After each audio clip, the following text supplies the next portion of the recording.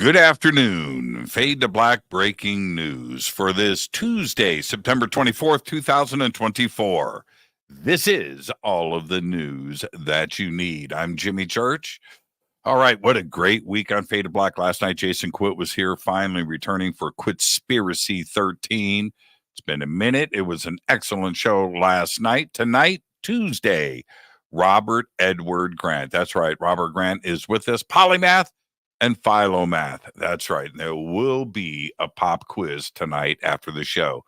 Tomorrow night, researcher Andy Marcial joins us, UFOs, USOs, and UAPs, and his research over the last 15 years, including the Homeland Security video footage out of Puerto Rico. That tomorrow night here on Fade to Black. And then Thursday, another big show, huge week on Fade to Black. Thursday night, Eben Alexander joins us for the first time. We're going to discuss his NDE and, of course, his best-selling book, Proof of Heaven, and that goes down Thursday night. All right. I was just posting, I was just chatting with everybody. Today, I got stung by a wasp on my early morning Harley ride. I got stung right here. I don't know if you can see it, but I got stung right there. And 70 miles an hour, mesh jacket on, which allows for air to pass through in the heat, right? And it was probably 80 degrees, 85 degrees when I started my ride. And I'm 70 miles an hour, and you get hit by bugs all the time. Pop, pop, pop, pop, pop, pop, pop. This thing pop and stung at the same time. And I looked down, and there he was, stuck to my jacket at 70 miles an hour. And it stung. It hurt. I brushed him off, continued on my ride, but then I started to think about my face. What if I got hit in the face by a wasp? So from now on, face mask. Yeah.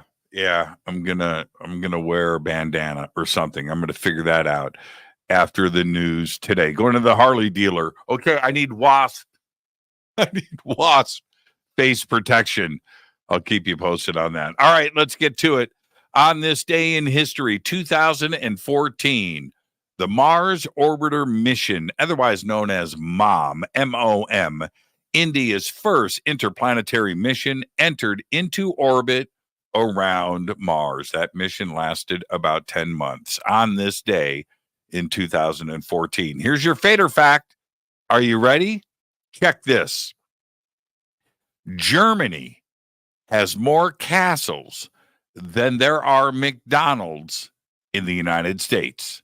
Yep, you heard it right. 25,000 castles and only 13,000 McDonald's locations in America. That's insane, and that is your Fader fact. All right, let's get to the breaking news. A new species of hammerhead shark has been discovered, and it's named after the late Paul Allen, the co-founder of Microsoft. The shark, now formally named, are you ready? Sphyrna alleni, right, has long been hidden in plain sight from the science world due to its striking resemblance to the bonnethead shark. There you go. A team of archaeologists at Yamagata University, working with a colleague from the University of Paris and a pair of AI researchers from the IBM Thomas J. Watson Research Center, used an AI model to find more geoglyphs in Nazca. After training the AI models on images of existing geoglyphs, the research team used it to look for more. They found 303 that they were able to confirm through the site visits by human experts. One of them, and you should see the image, is a knife-wielding killer whale. That's right. That is exciting news. 303 new geoglyphs in Nazca. Scuba diving lizards called stream anoles have an aquatic trick up their sleeves. They can create an air bubble on their foreheads to breathe underwater, enabling them to stay submerged for long periods of time. In a study published September 18th in the journal Biology Letters, researchers found that the lizards using air bubbles stayed underwater 32% longer than ones without bubbles. In the wild, this extra time underwater likely helps them to evade predators. You should see the images, man. They create these bubbles on their foreheads and they breathe in scuba tanks. Very cool. You got to love nature. Florida-based space tourism company Space Perspective has successfully completed the first full uncrewed test flight of its luxury balloon-lifted capsule to the edge of Earth's atmosphere. The spaceship Neptune Excelsior lifted off from Space Perspective's Marine Spaceport Voyager vessel. It's a ship, right? Off the coast of St. Petersburg, Florida, on September 15th and completed its first full flight test from takeoff to landing. Excelsior went up to an altitude of about 100,000 feet. That's right. You can see the curvature of the Earth before its slow descent to a safe ocean splashdown and recovery. Currently, a seat aboard Space Perspective's luxurious space lift cost about $125,000, and they will start service in 2026. You've got it all, man. You've got the cushioned lazy boy seat. You've got drinks. You've got food and a ginormous window next to you, and you don't have the stress of climbing on top of a rocket. It's just a balloon. Kind of sounds cool, doesn't it? I'd do it. All right. New research indicates that potential landing sites at the moon's south pole for robotic landers and crewed Artemis missions are susceptible to quakes and landslides. Science results published earlier this year in the Planetary Science Journal points to a group of faults located in the moon's south polar region, making use of data on moonquakes recorded by seismometers set up by Apollo missions over 50 years ago. The installation of habitats, landing pads, equipment shelters, and tall towers on the moon could be off to a shaky start. You like how I did that? Yeah. Think about it.